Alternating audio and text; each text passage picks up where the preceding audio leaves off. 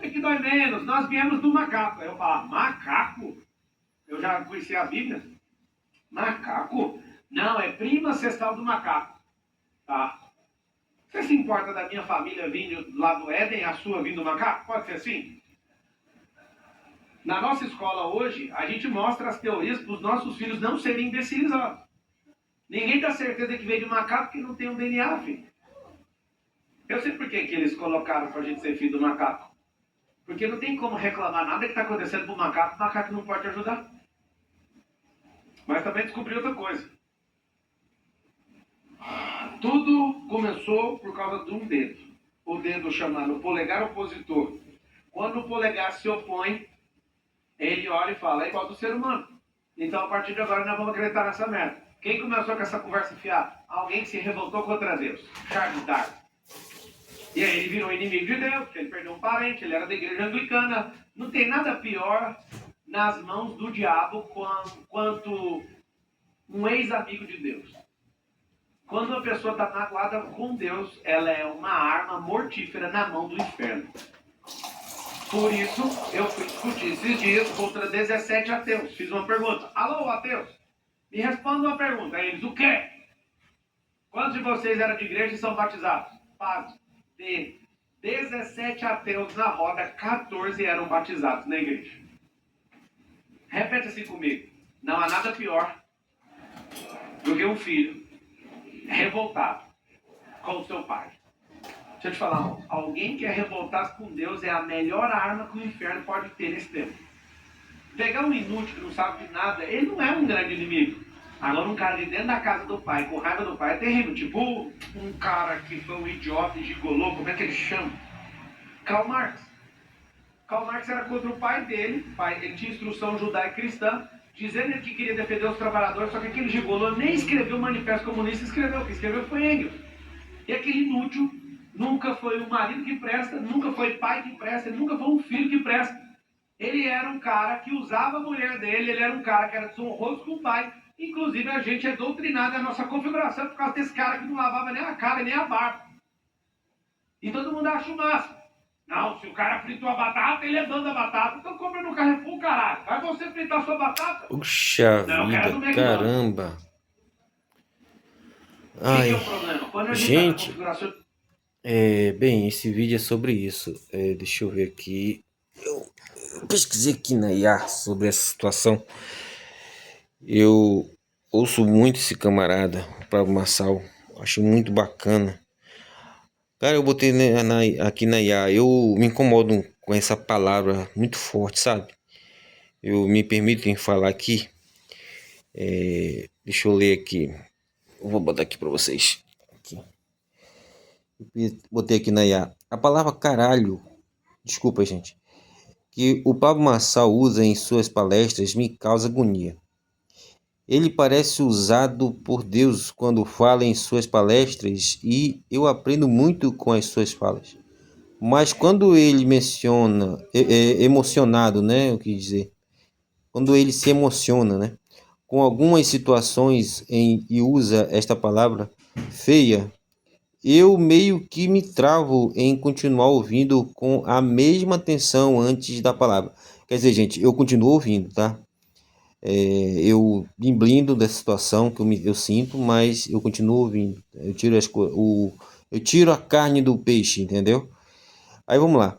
O que significa isso em minha mente, segundo a neurociência, e qual a origem e significado desta palavra que a minha mente tem repulsa? Aí eu vou botar em áudio aqui a resposta da IA, que foi muito legal. Eu converso com isso aqui, cara, muito legal. Eu acho que todo mundo tá nas mãos de todo mundo e pode usar isso aqui para uma boa situação, para você evoluir, sabe? Tá aqui na sua mão, cara. Todo mundo pode baixar esse aplicativo e usar até o simples, né? Eu já pago alguma coisa aqui para usar mais alguma coisa, mas o simples já dá para você usar bastante. Olha só aqui, vamos ver o áudio, a explicação. Sua reação é extremamente comum e compreensível, e o fato de você se sentir travado após o uso de um termo que considera inadequado tem explicações psicológicas e neurológicas bastante claras. Aqui está uma análise do que acontece com você e o contexto sobre a palavra em si. 1. A perspectiva da neurociência ou trava mental. Quando você está ouvindo uma palestra, seu cérebro está em um estado de engajamento cognitivo EI, processando informações, aprendendo e construindo conexões positivas com o conteúdo. O gatilho de repulsa, sistema límbico. Quando ocorre um estímulo que entra em conflito direto com seus valores morais ou filtros de linguagem, o seu cérebro aciona o sistema límbico A, especificamente a amígdala. Ela é o centro de processamento emocional e vigilância do cérebro. Ao ouvir um palavrão que você julga inaceitável, a amígdala dispara um sinal de alerta, interpretando aquilo como uma dissonância ou uma agressão ao seu ambiente seguro de aprendizado. O sequestro da atenção. No momento em que você sente repulsa, ocorre um fenômeno chamado de sequestro emocional. O processamento do conteúdo, o aprendizado racional, é temporariamente interrompido, porque o seu cérebro dá prioridade à reação emocional, à aversão à palavra. É por isso que você sente que trava. Sua mente está tentando conciliar a admiração que sente pelo palestrante com a rejeição que sente pela palavra. Dissonância cognitiva. Você está vivendo uma dissonância cognitiva. Eu respeito este mentor e aprendo com ele versus. Eu repudio este vocabulário. Como as duas ideias não se encaixam confortavelmente, seu cérebro tenta resolver o conflito causando esse desconforto, que é a sua forma de se proteger daquilo que você considera moralmente inadequado. 2. A origem e o significado da palavra. A palavra que você mencionou é uma das mais carregadas culturalmente no Brasil. Etimologia.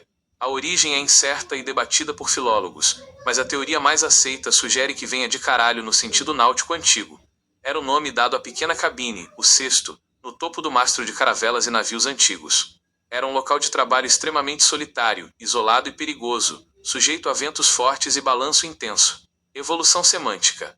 Com o passar do tempo, o termo passou a ser associado à genitália masculina, e por conta do choque cultural e da proibição social, tornou-se uma das formas mais potentes de interjeição na língua portuguesa. Significado cultural. Hoje, ela raramente é usada com seu sentido original ou anatômico.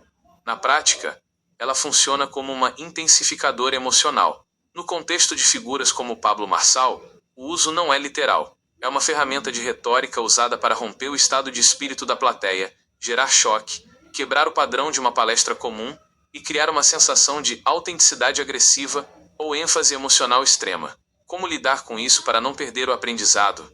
O desafio aqui é separar o conteúdo, o que ele ensina, que é útil para você, do invólucro, a forma como ele fala. 1. Reenquadramento cognitivo. Tente enxergar o uso da palavra não como um ataque aos seus valores, mas como um ruído ou uma característica de estilo do orador, da mesma forma que alguém teria um sotaque forte ou um tique nervoso. 2. Filtro seletivo. Quando a palavra for dita, reconheça a sua reação. Lá vem ele com esse linguajar que não gosto. E logo em seguida, faça um esforço consciente para voltar o foco ao conceito que ele estava explicando segundos antes. 3. Valorize o aprendizado. Se o conteúdo que você extrai das palestras está agregando valor ao seu crescimento, tente considerar esse desconforto como um pequeno pedágio que você paga para acessar um conhecimento que considera valioso. O seu cérebro está sendo um guardião dos seus valores, e isso é um sinal de que você possui princípios morais sólidos. O segredo é não deixar que esse mecanismo de defesa impeça você de absorver o que é produtivo para sua jornada. Como você costuma aplicar os ensinamentos das palestras que você consome no seu dia a dia profissional, especialmente considerando o seu modelo de negócio com a distribuidora Gênio? Gente, então, olha só, tem aqui uma palavra aqui, vocês entenderam tudo aí, né? Tem uma palavra interjeição da língua portuguesa, né? Aí tá, beleza, eu não sei o que é interjeição, tipo assim, né? Na minha cabeça eu entendo, mas não sei explicar, às vezes pra minha mente mesmo. Então eu vou aqui, ó, fácil, ó, faço aqui, ó. Ai, caramba, peraí. Deixa eu voltar lá. Peraí. Usei uma palavra aqui que muitas vezes também, tipo, facilmente usei, ó. Falei a palavra caramba, né? É uma palavra que, né, pra mim já soa melhor. Mas vamos lá. Não vejo como um palavrão, né? Eu acho que é normal. Aí, de repente, pô, eu colocando no lugar do Pablo Marçal, né? Eu digo, pô, de repente alguém pode achar esquisita essa palavra, né? Então vamos considerar assim. Então por isso que eu tenho que ter muito cuidado também no julgamento. Ele explicou aqui, né? Que eu posso me blindar e tal e continuar ouvindo, né? O que é importante, tirar a carne do peixe grande, né? Vamos lá, uma palavra aqui, interjeição, né? Deixa eu ver aqui, cadê? Foi aqui na frente. Aqui em cima que foi usado. Cadê? Foi uma palavra interjeição, eu vi. Etimologia. Tá aqui, né? Tornou-se uma das formas mais potentes de interjeição da língua portuguesa. Aí eu vou perguntar aqui, ó. O que ele quer dizer com a palavra interjeição na explicação aqui? Olha só. Eu podia me expressar de outro jeito, mas expressei aqui da maneira Na que ele vai linguística, explicar. Olha uma aí. interjeição é uma classe de palavras que usamos para expressar emoções, estados de espírito, reações repentinas ou ordens de forma isolada do restante da frase. Pense nela como um atalho que o cérebro usa para despejar uma carga emocional sem precisar montar uma estrutura gramatical complexa, sujeito mais verbo mais complemento. Para entender melhor, aqui estão as características principais. 1. É um grito emocional. As interjeições são sons ou palavras que funcionam como uma descarga rápida de um sentimento. Exemplos comuns que usamos diariamente: ai, dor ou susto. Uau, surpresa ou admiração. Puxa, frustração ou decepção. Eca, nojo. 2. O sentido não é o dicionário. Quando alguém diz caramba ou a palavra que você mencionou, essa pessoa não está falando sobre o significado literal ou anatômico daquela palavra. Ela está usando aquele som como um rótulo de intensidade. É como se a pessoa estivesse dizendo ao cérebro de quem ouve: o que vou dizer agora é muito importante, chocante, grande, então preste atenção dobrada. 3. Por que ele e outros palestrantes usam assim?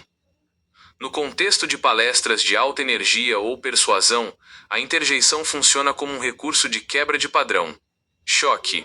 O cérebro humano está acostumado a uma linguagem formal e educada.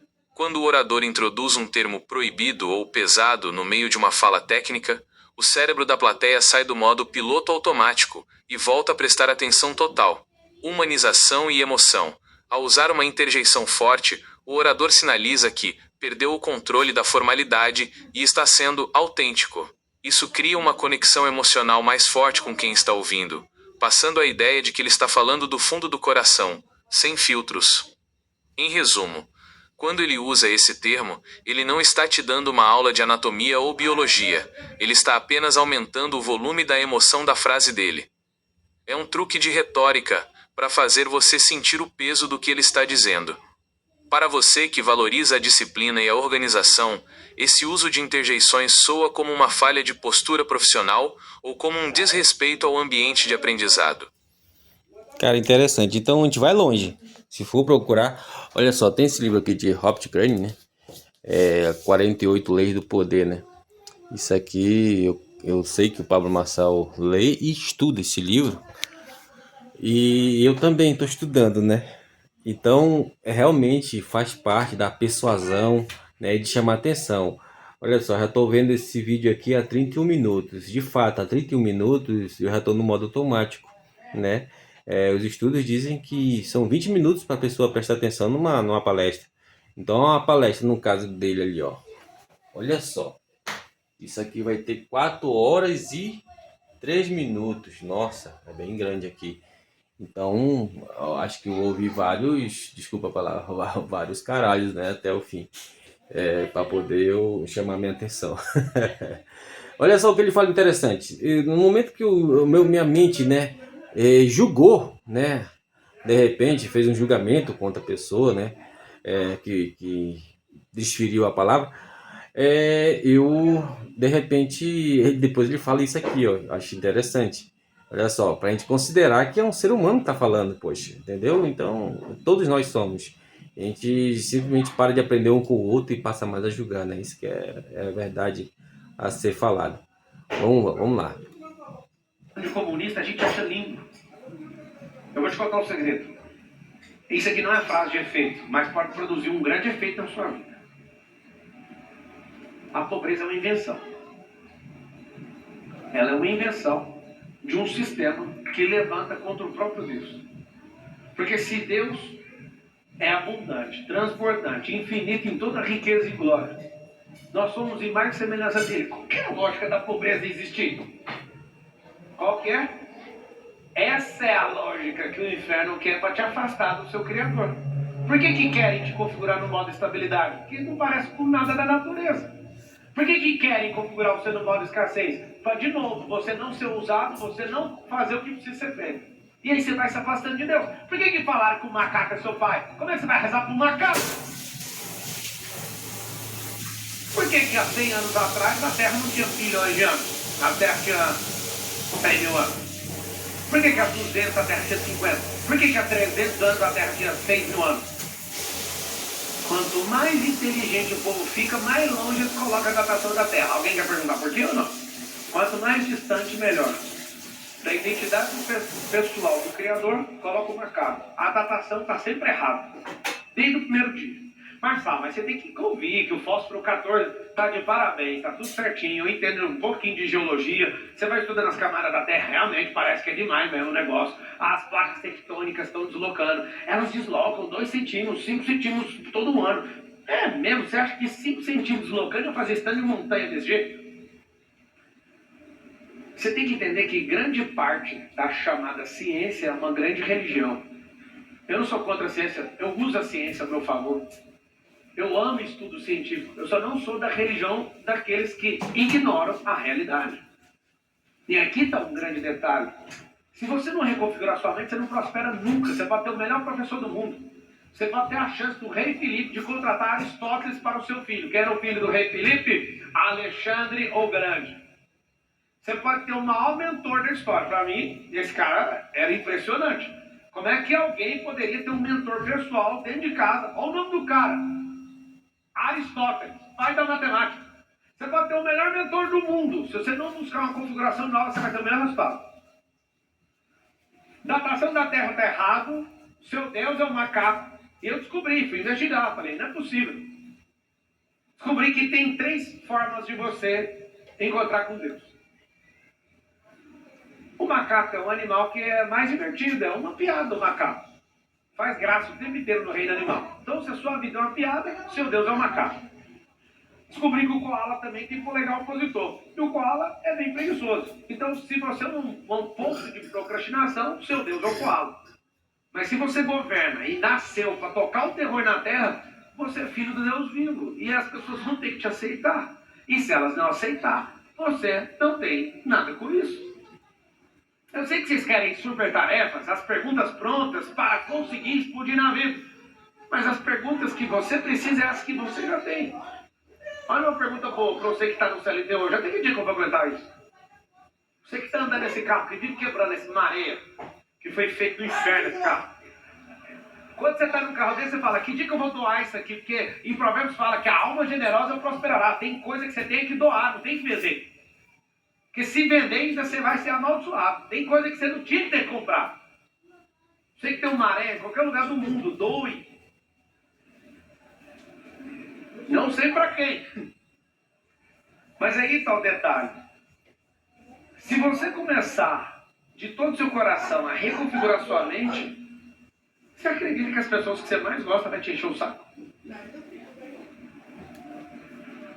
Por que a vida é desse jeito, hein? Porque quem a gente mais ama são as pessoas que mais... Gente, interessante, né? Então essa palestra ela se alonga, né? E ele vai falando coisas interessantes, cara, vai mexendo, né? Você para pra pensar e se permite, né? A aprender, né? A gente tem que saber que nunca a gente sabe de tudo e tá aprendendo sempre, e a vida toda assim. Então a gente tem que se permitir a aprender, entendeu? Independente até de quem tá vindo, tem que permitir a tirar uma carne daquele peixe, certo? A gente tem que sim ouvir quem já teve sucesso, entendeu? Mas se tu ouvir às vezes uma pessoa simples falando, há algo a ser tirado dali, entendeu? Então vamos aprender a ser resilientes até com que as pessoas falam, como elas se comportam, né? Alguma coisa pode ser tirada daquele ser humano, né? Então vamos reconsiderar. Vou tentar colocar o capítulo desse vídeo de conformidade, né, para lhe chamar a atenção, e eu não vou passar de 20 minutos, para que eu não perca a sua atenção. Um abraço, meu querido James Turi. Eu ainda vou ser o autor do livro Hipocrisia. Espere.